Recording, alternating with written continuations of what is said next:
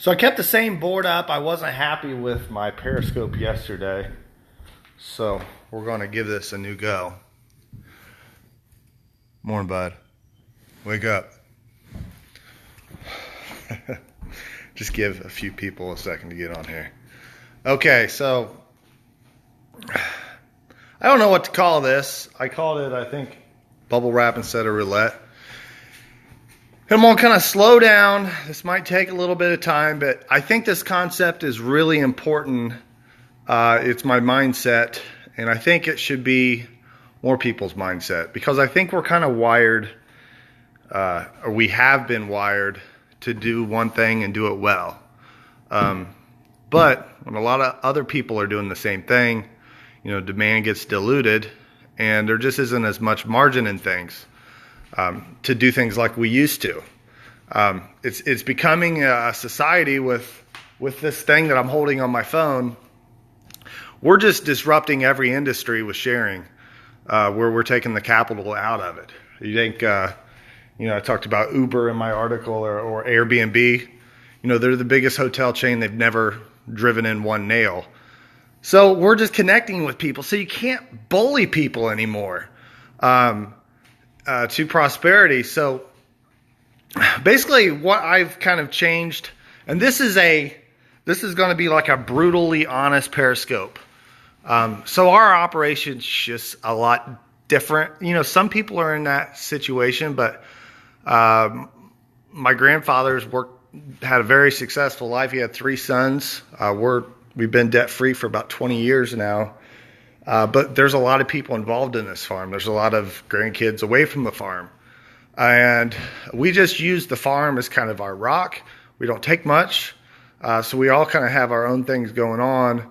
We just need to be there when it matters. And so we're all kind of developing our own deal. And so what my goal has changed to is I want 10 different entities to contribute 10,000. And if I can get several of these above, multiples of that, then that's kind of the goal. So to do that, you've got to find entities that do not affect the other one. So just a simple exercise. If you look at the whole calendar, you could sell Christmas trees, chocolates, and fireworks, and there's 4 months between all of them. They don't intersect with each other. That's why I really do the, I sell seed and snow removal. In the winter, it doesn't affect farming much. And I don't have a Pioneer dealership. I just sell underneath the dealership, so I don't have all the logistical issues. I can just, have a few customers and make that work. So when you can get multiple enterprises, you got to start thinking backwards. And one thing that really bugged me, I got into landscaping a couple years out of college, and there was kind of this thought process. Well, it's not thought process, but the community was like, "Why is this kid, mowing yards? Is he burnt out or what's going on?" Well, I could leverage the mowers. I could get several people working. It was a pretty good gig if you were in your mid-20s. And they would always say, "Well, what do you do in the wintertime?" Well, in the wintertime, I'm playing Texas Hold'em. I was selling. I was knocking on doors, prospecting. I was trying to boot my bad accounts. And when it snowed, I would go out and push snow. And I had, the employees would only show up when it snowed. So I was actually at a better cash advantage than in the off season. The point is the more you think backwards and think about margins, most people go out and buy something and then they say, "Okay, oh shit, I bought this. Now I got to have all this work to pay this." Think the other way and go out, and if you're going out and selling different opportunities, then think about what you need to pull that task off to make them happy. Man, this is really going bad. I had a lot better ideas in my head. But okay, so let's think of it this way. I told this story yesterday, but I went to Disneyland and they were getting $16 for a pint of beer.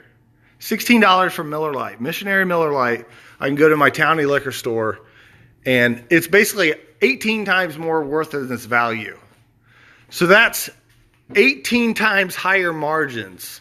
So if I farm 3,100 acres, I guarantee you that if I go out here and I got that ground right there and I got 4 hog barns, if I can pump that poop in there and grow corn off of pig poop and that ground's owned, then I have the opportunity to make, you know, $400 or $500 revenue on that. I'm trying to beat that with our relay cropping. But if I compare that to my bottom 500, where I can't leverage own ground, hog manure and all this, and commodity prices, I'm hopefully getting my money back.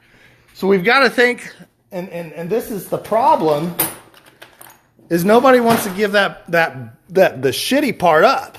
But that's the whole key to making this work, is if you're up here and this is down here, we've got to start cutting our losses back here. And this relieves all the pressure to be able to do that.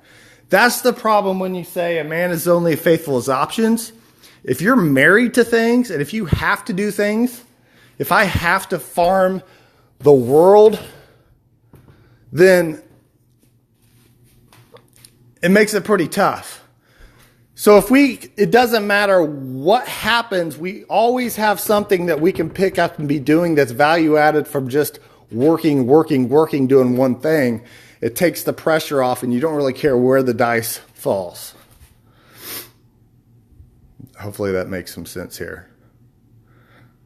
Okay. I'm not going to try it again, but thanks for watching. We'll go out and golf a little bit. Any questions?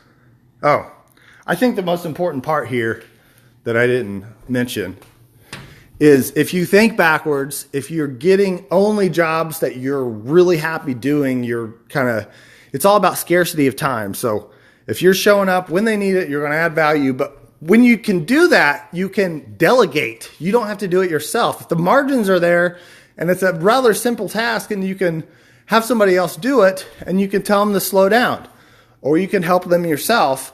But when you do better work, then it's remarkable. Or, you know, I talked about the guy that helps me plow snow. You know, I used to have 10 employees, but one stayed around and helps me when it snows.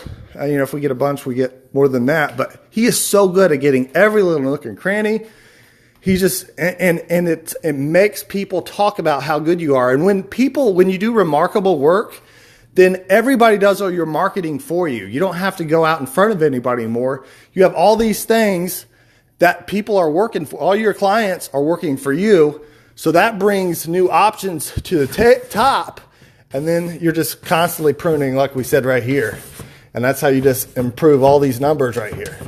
And then each minute, every second gets better. So it's kind of the perpetual hope and dream here. All right.